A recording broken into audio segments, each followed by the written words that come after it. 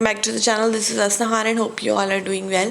Yes, today we are going to start the part 3 of your chapter number 2, that is Rise of Nationalism in India. So our topic is why non-cooperation. कि non-cooperation की ज़रूरत कहाँ से पड़ी, non-cooperation क्यों था, यानी असहयोग.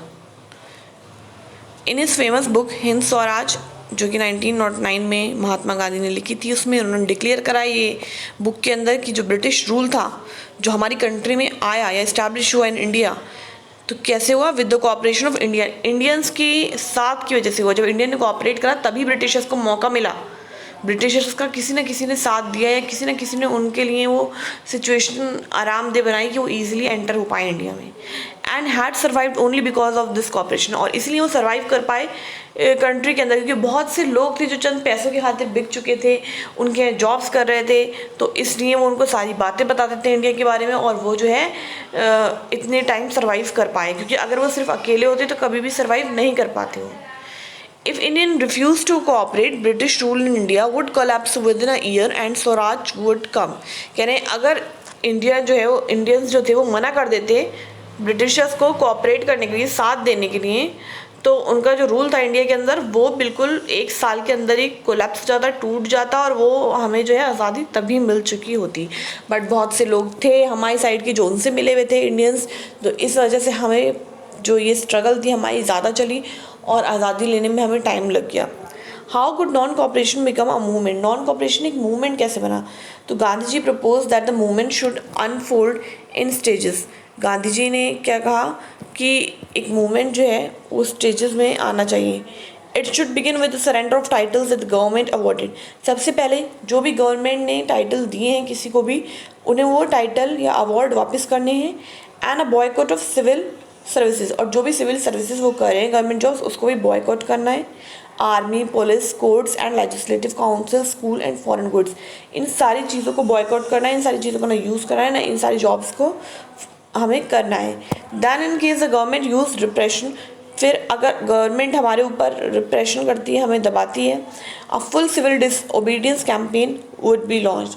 तो फिर हम पूरी जो है सिविल डिसओबीडियंस कैंपेन भी लॉन्च कर देंगे, यानी फिर हम उनकी बातों को नहीं मानेंगे, उनके रूल्स को नहीं मानेंगे. Through the summer of 1920 Mahatma Gandhi and Shaukat Ali turn extensively mobilising popular support for the movement. और 1920 तक क्या हो गया था, महात्मा गांधी के लिए शौकत अली जो थे वो बहुत ज़्यादा मतलब उनके करीब हो चुके थे और मूवमेंट को बहुत जम करके सपोर्ट कर रहे थे. Many within the Congress were, however, concerned about the proposals. They were reluctant to boycott the council elections scheduled for November 1920. तो बहुत से कांग्रेस के अंदर जो लोग थे उनको फिक्र थी कि ये जो प्रपोजल है ये कैसा है, और वो थोड़े से बेचैन थे या इस चीज़ को लेकर क्लियर नहीं थे कि उन्हें काउंसिल इलेक्शंस जो नवंबर में होने थे उसको बॉयकॉट करना चाहिए. और उन्हें कोई फियर था कि मूवमेंट जो है शायद बहुत ज़्यादा वायलेंट हो जाए. In the month between September and December there was an intense tussle within the Congress. तो इन 3 महीनों में जो है बहुत अंदर कहते नहीं किसी भी मीटिंग के अंदर थोड़ा सा स्ट्रेस था, क्योंकि सारे लोगों के व्यूज़ मैच नहीं कर रहे थे. For a while there seemed no meeting point between the supporters and the opponents of the movement. तो एक टाइम ऐसा भी हुआ था कि जहाँ पर कोई मीटिंग पॉइंट नहीं था कि सपोर्टर्स और ओपोनेंट्स जो है मूवमेंट के वो मिले. Finally at the Congress session at Nagpur December 1920 a compromise was worked out and non cooperation programme was adopted. तो जो है फिर एक कॉम्प्रोमाइज़ हुआ नागपुर सेशन में और जो है नॉन कॉपरेशन प्रोग्राम को अडॉप्ट कर दिया गया. How did the movement unfold. अभी मूवमेंट स्टार्ट कैसे हुआ, who participated in it, how did different social groups conceive of the idea of non cooperation. और बाकी जो सोशल ग्रुप थे उन्होंने इस आइडिया को कैसे देखा या कैसे समझा. Differing strands within the movement. तो क्या क्या डिफरिंग स्ट्रैंड्स थे मूवमेंट के अंदर. The non cooperation Khilafat movement began in January 1921. Various social groups participated in this movement each with its own specific aspiration. तो ये मूवमेंट तो स्टार्ट हो गया, पर अलग अलग सोशल ग्रुप्स जो थे उनका अलग अलग मकसद था इस मतलब मूवमेंट में पार्टिसिपेट करने का. All of them responded to call of swaraj, but the term meant different things to different people. तो ये एक आवाज़ थी स्वराज के लिए, इसके लिए सबने रिस्पॉन्ड करा, सबने साथ दिया, पर मतलब इसका सबके लिए अलग अलग था। The movement in the towns, तो पहले टाउन्स का देख लेते हैं। The movement started with middle class participation in the cities.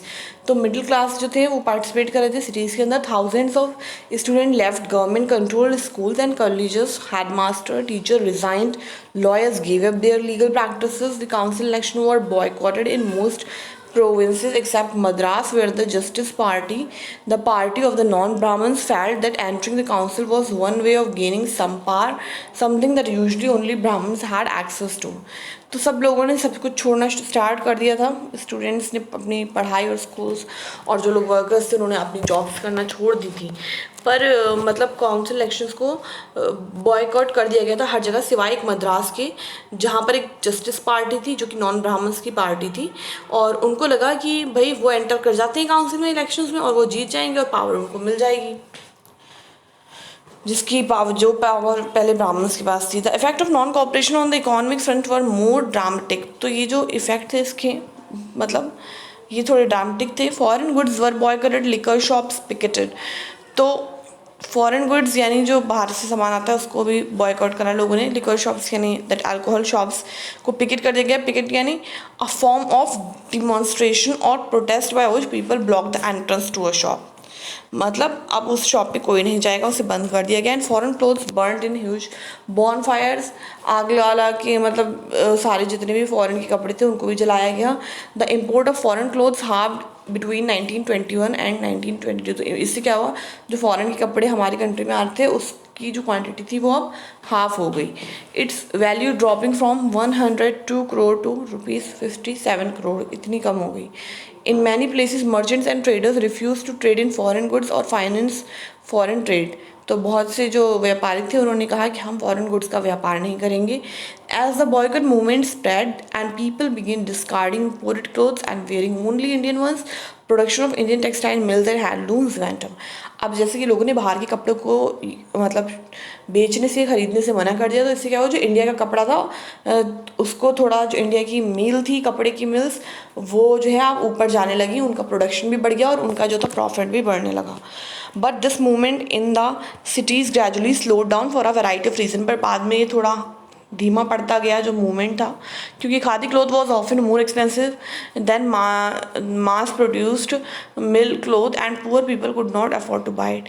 कि जो इंडिया का खादी का कपड़ा जो था वो बहुत महंगा था इससे कि बाकी कपड़ों से, तो इसलिए जो गरीब लोग थे वो खादी को अफोर्ड नहीं कर पा रहे थे। How then could they boycott mill cloth for too length, कब तक वो मिल्क क्लोथ को बॉयकॉट करते। Similarly the boycott of British institution posed a problem. ऐसे ही लोग जो ब्रिटिश इंस्टीट्यूशन को बॉयकॉट कर रहे थे उससे भी प्रॉब्लम सामने आई। For the movement to be successful alternative Indian institution had to be set up. क्योंकि अगर आप बाहर के स्कूल कॉलेजेस में पढ़ना, आप उनके स्कूल या कॉलेजेस में नहीं पढ़ते, तो आपके इंडियन इंस्टीट्यूशन भी तो नहीं थे ना हमारे पास उस टाइम पे इतने अच्छे टीचर्स से, तो हमें कौन पढ़ाता। हैड टू बी सेटअप, तो इसलिए लोगों को वापस जाना पड़ा so that they could be use in place of Britishers. अगर होते तो ब्रिटिश की जगह पे इंडियन यूज़ कर लेते, बट थे नहीं। These were slow to come up, और उनको बनने में टाइम लगता। So students and teachers begin trickling back to the government school and lawyer join back work in government court. तो इसलिए टीचर्स ने भी ज्वाइन शुरू कर दिया, उन्हें भी जॉब चाहिए थी, भाई पैसा तो सबको चाहिए था, तो लॉयर ने भी कोर्ट में प्रैक्टिस स्टार्ट कर दी, क्योंकि हमारे पास इंडियन ऑल्टरनेटिव नहीं था तब, जो कुछ था वो ब्रिटिश ही हैंडल कर रहे थे। तो आज की वीडियो के लिए मैं इतना ही रखूँगी आज की क्लास में। हम नेक्स्ट क्लास में अपना next topic rebellion in the country side discuss करेंगे। नॉन कोऑपरेशन का ही पार्ट है ये भी। तो अगर वीडियो यहाँ तक देख लिए तो students don't forget to hit the like button, also subscribe and do share it. So I'll meet you in the next class. Till then, take care.